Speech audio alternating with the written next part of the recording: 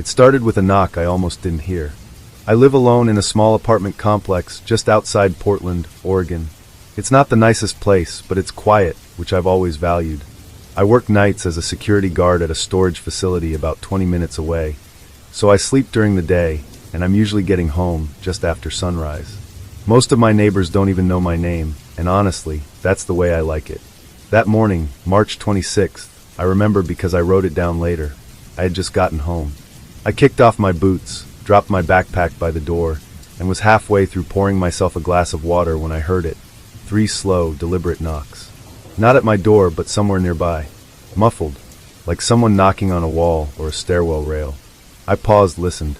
Then came 3 more knocks. It didn't sound urgent, just deliberate, rhythmic. I froze in place for a few seconds, waiting to hear it again. Nothing. I chalked it up to an early riser or someone moving furniture. Thin walls. This place was built in the 70s and never updated, unless you count the peeling laminate in the hallways. The next day it happened again. Same time. 3 knocks. Pause. 3 more. This time I slipped on my hoodie and cracked my front door open. The hallway was empty, but there was something off, an odd smell in the air. Not smoke, not gas, metallic, almost like blood. Faint, but definitely there. Now, here's where things started to feel weird. I live on the 2nd floor. The knocking had been coming from above. So that evening, before I left for work, I checked the mailbox area and scanned the building's tenant board. Apartment 3B was listed as vacant. That didn't sit right with me. I could have sworn I'd seen someone up there through the stairwell window a couple weeks back. A tall figure, standing just beyond the curtain. At the time, I assumed someone had moved in without much fanfare, but now I wasn't so sure. Later that week, I ran into Ellen, my elderly neighbor across the hall. She's lived here for years, knows everyone's business, and makes it a point to keep tabs on what's going on. She stopped me in the hallway and asked if I'd noticed anything strange lately. Her tone was hushed, nervous. I told her about the knocking. Her face went pale. "It's apartment 3B, she whispered, glancing up the stairwell like she was afraid someone might be listening. "There's someone living there. I've seen him watching me from his window." I asked who she meant. She just shook her head. "He's not right. He doesn't blink. He just stands there and watches. Sometimes he smiles, but it's not a nice smile." I asked if she'd called the building manager, but she looked like she regretted saying anything at all. That night, I couldn't get the idea out of my head. So after work, just as the sun was rising, I walked up to the 3rd floor. I hadn't been up there in months. The hallway was even more worn down than mine. Water stains on the ceiling, dim flickering light at the far end. Apartment 3B's door looked like every other one. Beige paint, silver knob. But the peephole was blacked out, like it had been covered with tape from the inside. I stood there for a moment. No sounds. No movement. But I swear I could feel something on the other side of the door, like someone was listening. Like they were standing perfectly still, waiting for me to knock. I didn't. I turned and left, feeling stupid. 2 days later, Ellen's door was slightly open.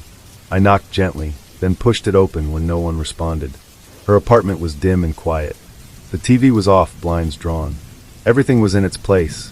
Coffee mug on the table, folded newspaper, a half-completed jigsaw puzzle. But it felt wrong, like she'd just vanished in the middle of her day. I called out her name, but there was no response. I didn't want to snoop, but I walked in far enough to see the wall calendar in the kitchen. March 12th was circled in red. Nothing after that. No crossed-off dates. No notes. I called the property manager. He told me she'd probably gone to stay with her niece again. "Happens all the time," he said casually. "She forgets to tell anyone." But I remembered what she'd told me about the man in 3B. That night, I barely slept. I kept thinking about the knocking, Ellen's vanished calendar, the blacked-out peephole. Around 3 a.m., I heard a sound again. This time, it was definitely outside my door. 3 slow knocks. Then silence. I stood there, heart pounding, staring at the door. I didn't move. After a minute, I looked through the peephole. No one there. But taped to the door, just below the peephole, was a note written in black ink on a torn piece of newspaper. "I saw you." The next morning, I found something even stranger. On my phone was a text message from an unknown number. No contact, no thread history. Just one message. "You shouldn't have gone upstairs." That was it. No response when I replied. The number couldn't receive calls. I didn't tell anyone. Not the police. Not the manager. I just sat there in my apartment, lights off, holding my phone, wondering if I was being watched. That night, I stayed up again. Around 3:10 a.m., I turned off all the lights and sat near the window, watching the third-floor windows from the street below. For a long time, nothing moved. No lights. No shadows. Then I saw it. The curtain in 3B shifted. Just slightly. Enough for a narrow gap to open. And there he was. A man, pale and thin, standing perfectly still. Watching. He didn't move. Didn't blink. But slowly, deliberately, he smiled. I wish I could say I called the police the next day. I wish I had the nerve to knock on his door and confront whatever the hell was going on in 3B. But I didn't. Instead, I did what most people do when something terrifying creeps into their lives. I tried to pretend it wasn't happening. But 3B wasn't done with me. That morning after I saw him at the window, I stayed awake until the sun was fully up. The moment there was enough light outside to feel human again, I went for a walk. I didn't shower. Didn't eat. I just needed to move, to get away from that building for a while.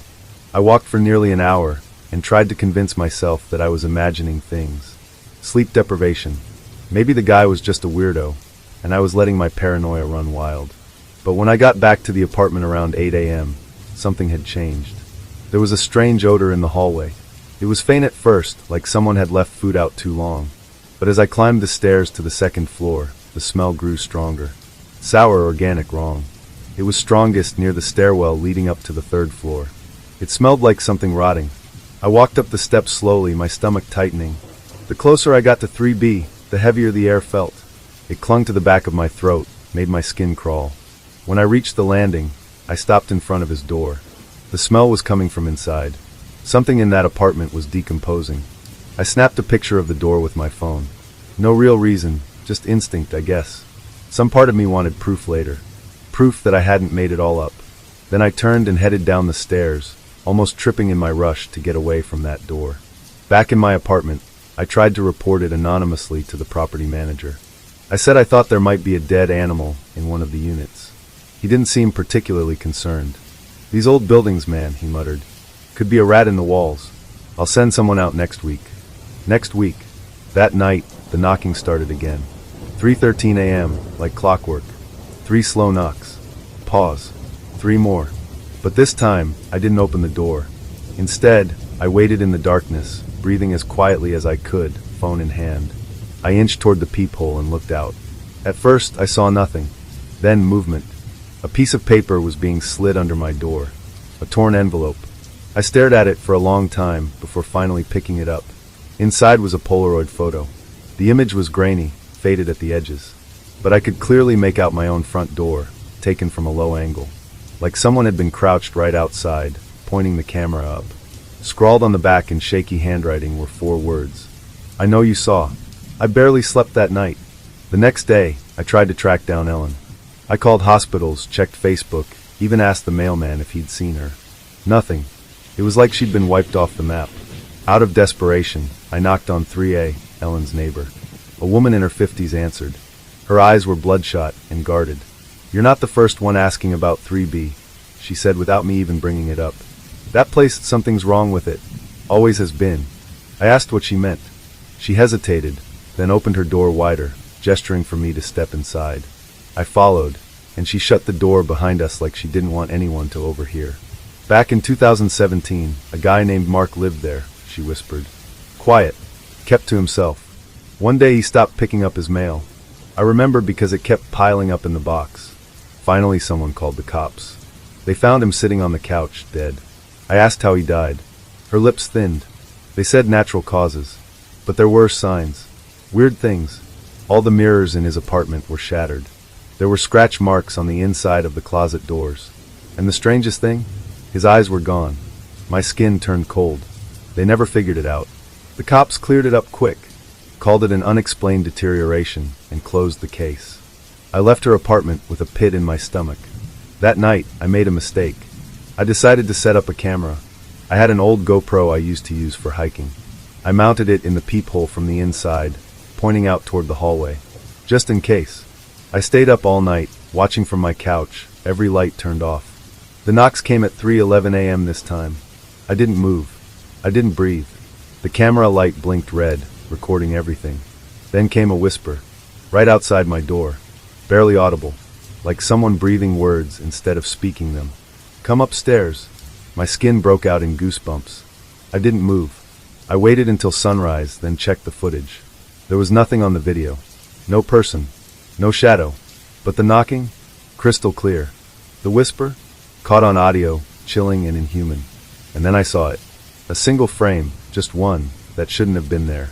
A face, pressed right up against the lens, mouth wide open. Unnaturally wide. The eyes were black. Not empty, just black like oil slicks. No sclera, no iris. Just two gaping voids.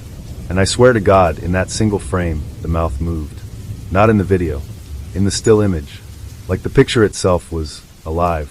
I shut off the camera and unplugged everything. That day, I went to the manager in person. I demanded access to 3B, told him the smell alone was reason enough. He hesitated, said he'd have to check with corporate. I told him if he didn't open that door, I'd call the cops. Reluctantly, he agreed to meet me the next morning with a master key. But that night, the knocks came again. And this time, they didn't stop at my door. They moved down the hall, one door at a time. Knock, knock, knock. Then silence. Then the sound of a door creaking open. The manager never showed up. He was supposed to meet me at 9 a.m. to unlock 3B. I waited in the lobby for over an hour, calling his phone over and over, getting nothing but voicemail. Finally, I walked back upstairs, figuring I'd give him another hour. That's when I saw it. The door to apartment 3B was open. Not all the way, just slightly ajar, like someone had pushed it open and forgotten to close it. No signs of forced entry. No noises inside. Just that same sour, metallic smell that had been leaking through the cracks for days. My first instinct was to back away and call someone. Anyone, but something held me there. Not curiosity. Not courage. It was something colder, like gravity. Like I'd come too far to turn around. I pulled my hoodie over my nose, held my breath, and pushed the door open. The first thing I noticed was how dark it was. The blinds were drawn tight, and every bulb in the ceiling had either been removed or shattered. The only light came from the hallway behind me, casting a long shadow across the stained carpet. I reached in and felt along the wall for a light switch. I flipped it. Nothing. The smell hit me in full then. It was worse than I imagined. Thick and wet. My stomach lurched. I had to breathe through my mouth just to keep from gagging. I stepped inside. The living room was almost empty. No couch. No TV. Just a single wooden chair positioned in the center of the room, facing the wall. On the wall above it, drawn in what looked like charcoal, or possibly ash, was a strange symbol. A circle with 3 horizontal lines through it, and what looked like an open mouth underneath. It felt ancient. Wrong. The walls were covered in peeling wallpaper, but someone had scratched words into the plaster beneath, again and again. He sees in stillness. There were no mirrors. None. Even the bathroom mirror had been removed, leaving jagged bolts and rust stains in its place. And then I found the photographs. Hundreds of them. Scattered across the floor, taped to the walls, stacked in crooked piles. All of them were Polaroids. Some were black and white, others in faded color. They were all taken from strange angles, low to the ground, behind objects, from the edge of doorways. Some were of empty rooms. Some were of people sleeping. But dozens of them were of me. Me coming home from work. Me standing at my window. Me sleeping on my couch. Somehow this man, this thing, had been inside my apartment. I was backing away when I heard it. A soft creak from the hallway. I turned, too quickly, and saw the door to 3B begin to close by itself. Slowly. Deliberately. No breeze. No draft. Just movement. I lunged for it, grabbed the handle, and yanked it open. No one there. The hallway was empty. I stood frozen in the doorway for what felt like a full minute, listening. Not a single sound. Just the distant hum of an old building slowly rotting from the inside out. I should have left right then. Called the police. Burned the building down. But instead, I walked deeper into the apartment. The bedroom door was shut. I approached it slowly, each step heavier than the last. My heart was pounding so hard it felt like it might rupture something. I reached out, turned the knob. The door swung open with a soft creak. Inside, nothing.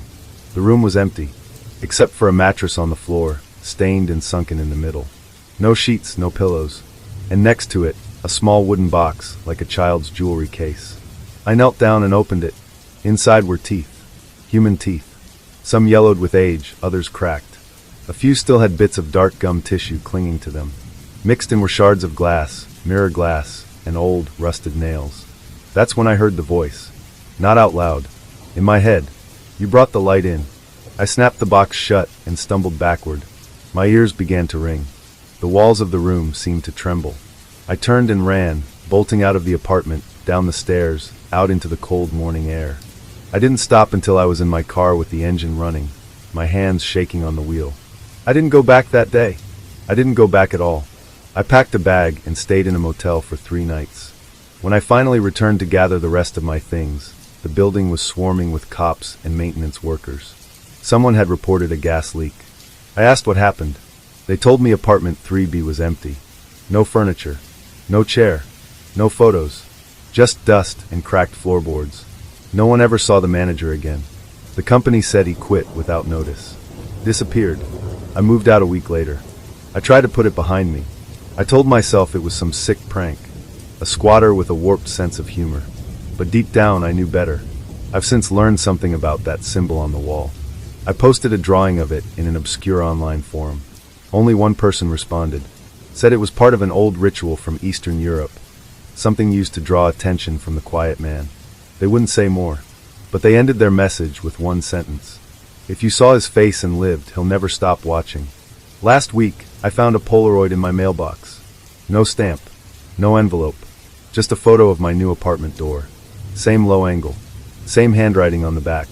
I never left.